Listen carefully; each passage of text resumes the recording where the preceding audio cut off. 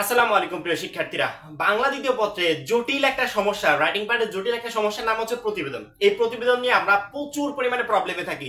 প্রতিবেদনটা কিভাবে লিখতে হবে, প্রতিবেদন সাধারণত কয়েক টাইপের হয়ে থাকে এবং আমি আজ কয়েকদিন সবচেয়ে বেশি পরিমাণে কমেন্ট পাচ্ছিলাম এই প্রতিবেদন নিয়ে, যে ভাইয়া প্রতিবেদনটা শিখিয়ে দেন, একটা দিয়ে আমি কিভাবে আরো প্রতিবেদন লিখতে পারবো, প্রতিবেদন কিভাবে লিখতে হয়, কয়টা নিয়মে লিখতে হয়, নিয়মগুলো কি কি, সহজ টেকনিকটা শিখিয়ে দেন, যাতে আমাদেরকে প্রতিবেদন 15টা 20টা 10টা কমপ্লিট করে যেতে না হয়, আমরা একটা ফরম্যাট দিয়ে যাতে সকল প্রতিবেদনগুলো লিখতে পারি।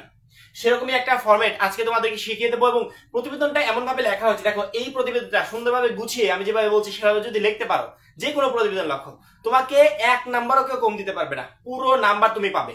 সাধারণত আমাদের দুই ধরনের প্রতিবেদন পরীক্ষাতে পড়ে, একটা হচ্ছে প্রাতিষ্ঠানিক প্রতিবেদন আর একটা হচ্ছে সংবাদপত্রে প্রকাশের জন্য প্রতিবেদন। আবার এই সংবাদপত্রে প্রকাশের জন্য প্রতিবেদন দুই টাইপের হয়ে থাকে। একটা হচ্ছে আমি সুনাগরিক, আমি একজন সুনাগরিক, সেই হিসেবে আমি একটা প্রতিবেদন লিখছি পত্রিকাতে প্রকাশের জন্য। আবার আরেক টাইপের হচ্ছে আমি কোনো একটা নির্দিষ্ট পত্রিকার রিপোর্টার, অর্থাৎ রিপোর্টার হিসেবে প্রতিবেদন, আবার সুনাগরিক হিসেবে প্রতিবেদন। এই দুইটাই সংবাদপত্রে প্রকাশের জন্য প্রতিবেদন। আরেকটা হচ্ছে প্রাতিষ্ঠানিক প্রতিবেদন। আমাদের পরীক্ষাতে সবচেয়ে বেশি পরিমাণে যে প্রতিবেদনটা আসে সেটা হচ্ছে সুনাগরিক হিসেবে প্রতিবেদন, সংবাদপত্রে প্রকাশের জন্য প্রতিবেদন। এই বিষয়টা সবচেয়ে বেশি পরিমাণে পরীক্ষায় আসে, যে সংবাদপত্রে প্রকাশের জন্য একটা প্রতিবেদন লিখছি, আমি সুনাগরিক হিসেবে নির্দিষ্ট একটা পত্রিকায় আমি এই প্রতিবেদনটা পাঠাচ্ছি, তারা যেন আমার এই প্রতিবেদনটা পত্রিকায় প্রকাশ করে। এই টাইপের প্রতিবেদনটা সবচেয়ে বেশি পরিমাণে পরীক্ষায় আছে। সেই জন্যই আজকে আমরা সুনাগরিক হিসেবে সংবাদপত্রে প্রকাশের জন্য একটা প্রতিবেদন লিখবো। পরবর্তীতে অন্যান্যগুলো আমরা রিস্ক নেবো না, কারণ কি আমাদের টার্গেট A+, কোনোভাবে যেন A+ মিস না হয়। এই জন্য আমরা কোনো ধরনের রিস্ক নেবো না। আমরা আর যে দুইটা মাধ্যম আছে সেই দুইটা মাধ্যম একেবারে ইজি, আমরা ওই ইজি দুইটা মাধ্যমও তোমাদেরকে পরবর্তীতে শিখিয়ে দেবো। কিন্তু সবচেয়ে গুরুত্বপূর্ণ যে মাধ্যমটা সেটা হচ্ছে এটা আমাদের আগে শেখা জরুরি। প্রথমে দেখতে পাচ্ছ আমাদের সামনে এই মুহূর্তে বোর্ডে যে প্রতিবেদনটা আছে, এটাই হচ্ছে সুনাগরিক হিসেবে সংবাদপত্রে প্রকাশের জন্য প্রতিবেদন এবং নির্দিষ্ট কোনো একটা বিষয়বস্তুকে কেন্দ্র করে লেখা হয়েছে। তুমি এই একটা মাত্র ফরম্যাট শিখলে পরবর্তীতে অন্যান্য যে কোনো বিষয়ে তুমি প্রতিবেদনটা লিখতে পারবে। প্রথমত প্রতিবেদন লেখার আগে আমি দেখতে পাচ্ছ উপরে দিয়েছি সুনাগরিক হিসেবে প্রতিবেদন। এটা না লিখলেও চলবে, এটা লেখার কোনো দরকার নেই। তারপর যদি মনে করো যে পরীক্ষা খাতায় লিখবে সুনাগরিক হিসেবে প্রতিবেদন, তার নিচে সুন্দর করে সবুজ কালি দিয়ে মার্কিং করে দিবে, তুমি দিতে পারবে, কোনো ধরনের প্রবলেম নেই। কিন্তু লাল কালি কেউ ইউজ করবে না, সবুজ কালি, সব জায়গাতে সবুজ কালি ব্যবহার করতে পারবে। তবে খাতার লেখাগুলো আবার সবুজ কালি দিয়ে লেখো না, তাহলে খাতা বাতিল হওয়ার সম্ভাবনা থাকবে। খাতার লেখা কালো কালি দিয়ে লিখবে, শুধুমাত্র ইম্পর্টেন্ট আন্ডারলাইন করার সময় অবশ্যই সবুজ কালি ব্যবহার করবে, কোনো ধরনের প্রবলেম নেই। প্রতিবেদন লেখার প্রথমত আমাদেরকে তারিখ ব্যবহার করতে হবে। তোমার পরীক্ষা যেই দিন সেই তারিখটা ব্যবহার করবে। তোমাদের পরীক্ষা হচ্ছে 18 তারিখে, এই জন্য আমি ওই তারিখটা অলরেডি দিয়ে রেখেছি। তুমি সেম টু সেম একই রকম লিখতে পারবে, কোনো ধরনের প্রবলেম নেই। কারণ কি আমি পরীক্ষার তারিখ দিয়ে আমি প্রতিবেদনটা লিখেছি। পরীক্ষার তারিখ দিবে, পরবর্তীতে বরাবর লিখবে।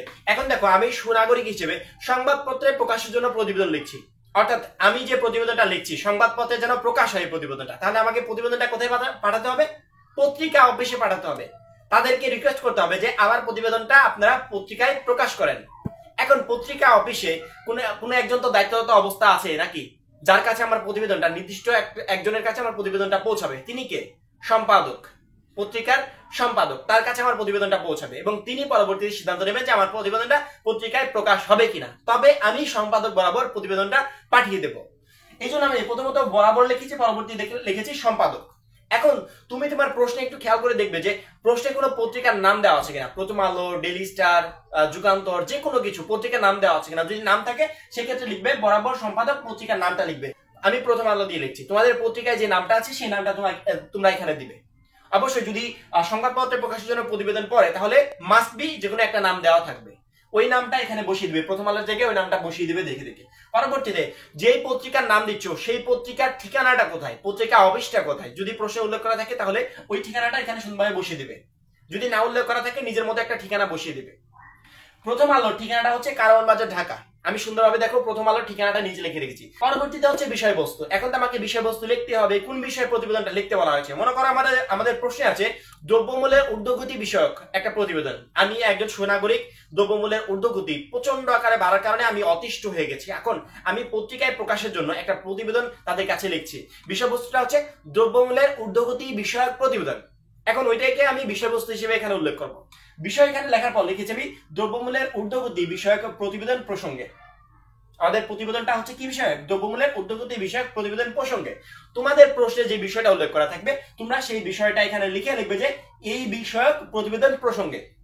বুঝতে পারছো? প্রশ্ন দেখে দেখে জাস্ট বসিয়ে দিবে, আর কোনো কিছু না, শুধুমাত্র ফরম্যাটটা মনে রেখো। ফরম্যাটটা কিন্তু একই। প্রত্যেকটা প্রতিবেদনের ক্ষেত্রে সুনাগরিক হিসেবে সংবাদপত্রে প্রকাশের জন্য প্রতিবেদনগুলো লিখবে, প্রত্যেকটার ক্ষেত্রে ফরম্যাটটা একই। আবার অনেকে অনেক টাইপের প্রতিবেদন লিখে থাকে, একজন দেখাবে এরকম করে লেখো ওইরকম করে লেখো।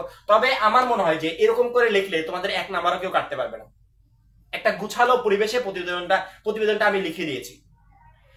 বিষয়বস্তুটা যখনই তোমার লেখা হয়ে গেল, তখন তোমাকে সম্পাদকের কাছে, যার কাছে তুমি এই প্রতিবেদনটা পেশ করছো, তাকে তোমাকে কিছু রিকোয়েস্ট করতে হবে, তাকে তোমাকে কিছু বোঝাতে হবে, কারণ তাদের পত্রিকায় তোমার প্রতিবেদনটা প্রকাশ করে। কি বোঝাবে?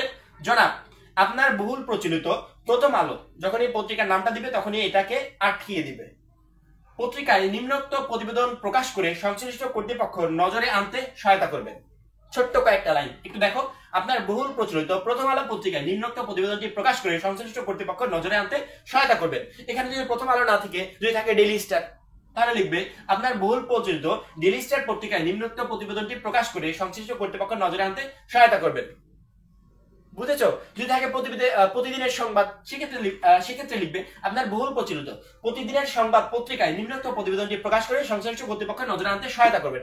অর্থাৎ এখানে শুধুমাত্র পত্রিকার নামটাই চেঞ্জ হবে, লেখা কাঠামো সব এক। তুমি যদি সুনাগরিক হিসেবে এখন পরবর্তী 100টা প্রতিবেদন লেখো, তুমি শুধুমাত্র প্রশ্নে দেখবে কোন পত্রিকা দেওয়া আছে, শুধুমাত্র সেই পত্রিকার নামটাই এখানে বসিয়ে দিবে, তাছাড়া পুরো লেখাটা একই থাকবে। পরবর্তীতে আসি, বিনীত নিবেদক সেলিম খান। সেলিম খানকে আমি, এই লেখাটা কে লিখছে? আমি লিখছি, সম্পাদক বরাবর লিখছি, সেক্ষেত্রে আমার নামটা দিতে হবে যে বিনীত নিবেদক সেলিম খান। এটা আমি পাঠাচ্ছি, এজন্য আমি আমার নামটা দেব। এখানে কিন্তু প্রতিবেদন শেষ হয়ে যায়নি। এখন দ্রব্যমূল্যের ঊর্ধ্বগতি নিয়ে আমি যে প্রবলেমগুলো ফেস করছি বা জনসাধারণ যে প্রবলেমগুলো ফেস করছে, এই প্রবলেম সম্পর্কিত কয়েকটা লাইন তোমাকে লিখতে হবে, কয়েকটা লাইনের বর্ণনা তোমাকে দিতে হবে এবং এর সমাধানে কি কি করা উচিত সেই বিষয়ে ভালো দিকগুলো একটা বর্ণনা দিতে হবে।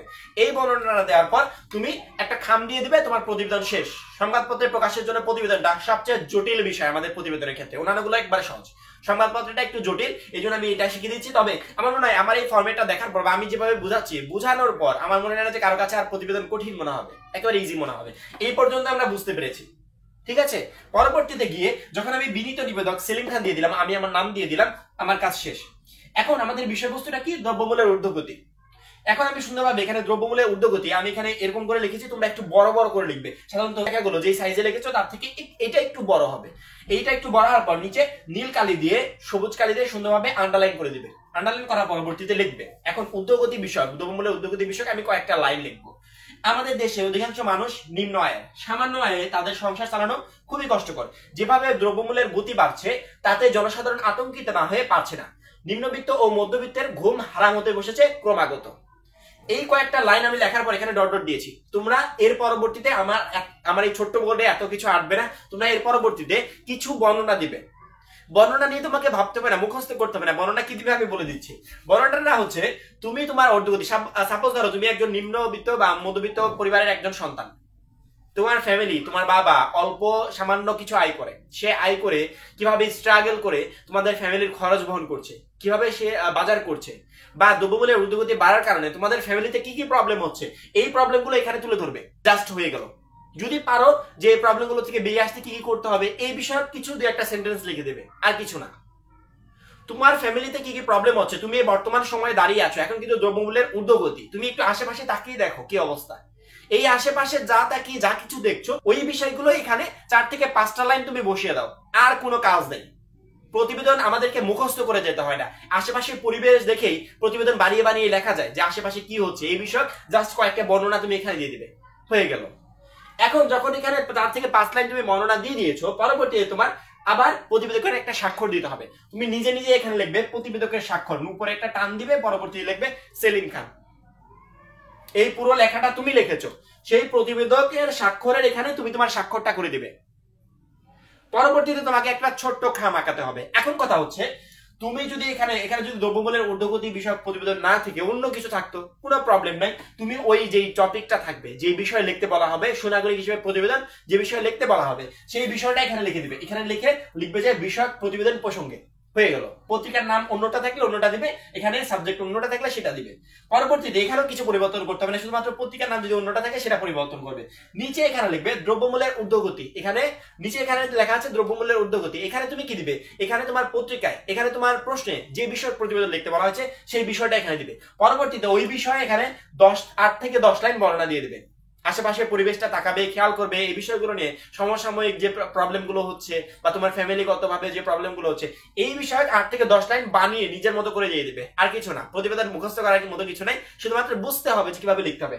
যখনই তুমি 8 থেকে 10 লাইন বর্ণনা দিয়ে ফেলেছো, পরবর্তীতে আমি লিখেছি সেলিম খান, তোমাদেরকে সেলিম খান লিখতে হবে না, যদি কোনো নাম থাকে সে নামটা দিবে, যদি নাম না থাকে তুমি তোমার নিজের নামটা বসিয়ে দিবে, হয়ে গেল। পরবর্তীতে নিচে লিখবে প্রতিবেদকের স্বাক্ষর, প্রতিবেদকের স্বাক্ষর লেগে পরবর্তীতে উপরে তুমি স্বাক্ষর করে দিলে। এখন তোমাকে সুন্দর একটা খাম আঁকাতে হবে, কারণ কি এটা এই প্রতিবেদনটা তুমি কোথাও একটা প্রেরণ করছো, প্রেরণ করতে হলে অবশ্যই তো তোমাকে খামের মাধ্যমে প্রেরণ করতে হবে।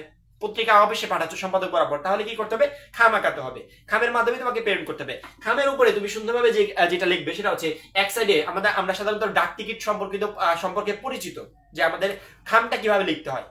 তারপরে তোমাদেরকে আরেকটু আমি বুঝিয়ে দিই, খামের সাধারণত দুইটা সাইড থাকে, এক সাইডে সুন্দর করে ডাক টিকিট লিখে দিবে, দুইটা সাইড থাকে। প্রথম সাইডে লিখবো যে প্রেরক, আমি পাঠাচ্ছি আমার যাবতীয় তথ্য, আমি যা যা এখানে উল্লেখ করেছি সেই তথ্যগুলো সুন্দর করে ছোট্ট করে এখানে দিয়ে দেবো। পরবর্তী যে প্রাপক, আমার এই প্রতিবেদনটা যার কাছে যাবে তার তথ্যগুলো দিব। আমি হচ্ছে প্রেরক, প্রেরক হচ্ছে আমি নিজে, আমার নাম হচ্ছে সেলিম খান, আমার একটা ঠিকানা দিয়ে দিয়েছি 87 সেলিম রোড, ঢাকা 1107। তোমরা নিজের মতো করে নিজস্ব ঠিকানাটা এখানে দিয়ে দিবে।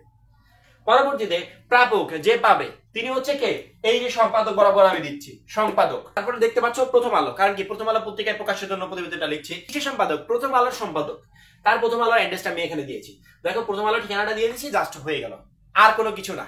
তোমাদেরকে এখানে শুধুমাত্র 3টা জায়গায় পরিবর্তন করতে হবে। একটা জায়গা হচ্ছে তোমার এখানে পত্রিকার নাম যেটা থাকবে তুমি সেটা দিবে। দ্বিতীয়টা হচ্ছে এখানে দ্রব্যমূল্যের ঊর্ধ্বগতি দিয়েছি, বিষয়বস্তু যদি অন্য কিছু থাকে সেটা দিবে। 3 নাম্বার হচ্ছে এখানে দ্রব্যমূল্যের ঊর্ধ্বগতি দিয়েছি, বিষয়বস্তু যেটা থাকবে সেটা দিয়ে এখানে পুরো লেখাটা সেই বিষয়ে লিখে দিবে, আর কোনো কিছু পরিবর্তন নাই। কারণ কি উপরে যা কিছু লিখেছো, সম্পাদকে যা ঠিকানা দিয়েছো তুমি প্রাপককে সেই ঠিকানাগুলোই দিবে। পত্রিকার নাম অন্যটা দিলে এখানে পত্রিকার নাম অন্যটা দিয়ে দিবে, ঠিকানাটা অন্যটা দিয়ে দেবে। আমার যে অ্যাড্রেস গুলো দিয়েছি সেই অ্যাড্রেস গুলো আমি এখানে সুন্দর করে লিখে দেবো। জাস্ট আমার খাম হয়ে গেল, আমার প্রতিবেদন লেখা শেষ। হিসেবে প্রতিবেদন আমার মনে হয় না যে এখন কারো কোনো প্রবলেম হবে। এই রিলেটেড তুমি আরো 100টা প্রতিবেদন এখন লিখতে পারবে। প্রতিবেদন সাধারণত আমাদেরকে মুখস্থ করতে হয় না, আমাদের সমসাময়িক বিষয়গুলো আমাদের আশেপাশে একটু খেয়াল করলে আমরা সেই বিষয়বস্তু সম্পর্কে একটু ধারণা থাকলে প্রতিবেদন লিখতে পারি। আমার নিজস্ব ফ্যামিলিতে যে প্রবলেমগুলো আমি ফেস করছি সেই প্রবলেমগুলো আমি এখানে তুলে ধরবো, সমাজে যে প্রবলেমগুলো হচ্ছে সেই প্রবলেমগুলো তুলে ধরবো, দেশের যে প্রবলেমগুলো হচ্ছে সেগুলো এখানে তুলে ধরবো। সেটা হচ্ছে বিষয়বস্তু ভেদে ভিন্ন ভিন্ন ভাবে। আশা করি তোমরা এটা পারবে। একটা স্ট্রাকচার, বেশি কিছু না। এখন টোটাল সোনাগারী হিসেবে অন্যান্য প্রতিবেদন ইজিলি কমপ্লিট করতে পারবে। আমাদের আরো যে 2টা প্রতিবেদন আছে, একটা হচ্ছে প্রাতিষ্ঠানিক প্রতিবেদন, আরেকটা হচ্ছে সংবাদপত্রে প্রকাশের জন্যই আমি একজন রিপোর্টার হিসেবে প্রতিবেদন। এই 2টা একেবারে সহজ, ওই 2টা নিয়ে আমি পরবর্তীতে অন্য একটা ভিডিওতে আলোচনা করব। এই ভিডিওটা অলরেডি অনেক বড় হয়ে গেছে এবং এই টাইপের প্রতিবেদনগুলো সাধারণত পরীক্ষাতে এসে থাকে, এজন্য এটা আমি আগে বুঝিয়ে দিলাম। অবশ্যই পরবর্তী ভিডিওগুলো পেতে আমাদের চ্যানেলটা সাবস্ক্রাইব করে পাশে বেল আইকনটাতে ক্লিক করে রাখবে। সবাই ভালো থাকবে, সুস্থ থাকবে, খোদা হাফেজ।